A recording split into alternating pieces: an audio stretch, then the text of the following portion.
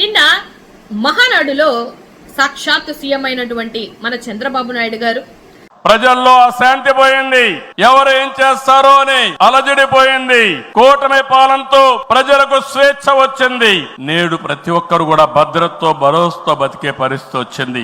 ఇది ఎంత పచ్చి అబద్ధం సార్, లిటరల్లీ చెప్పాలి అని అంటే ఇది జనాలు ఒకసారి ఆలోచించాల్సినటువంటి విషయం. మహిళలకి రక్షణ ఉంది అని చెప్పేసి మాట్లాడారు. ఎక్కడ సార్?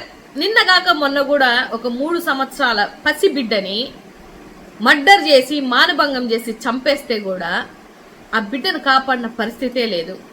సాక్షాత్తు మీ హోంమంత్రి అనిత గారు అసెంబ్లీ సాక్షిగా 16,800 అగత్యాలు ఇవాళ మహిళల మీద జరిగాయని చెప్పేసి మాట్లాడి, అంటే మీ లెక్కల ప్రకారమే, మీరిచ్చిన లెక్కల ప్రకారమే గంటకి 3 మీద అగత్యాలు జరుగుతున్నటువంటి పరిస్థితిలో ఎలా సార్ రక్షణ ఉందని మీరు చెప్తున్నారు?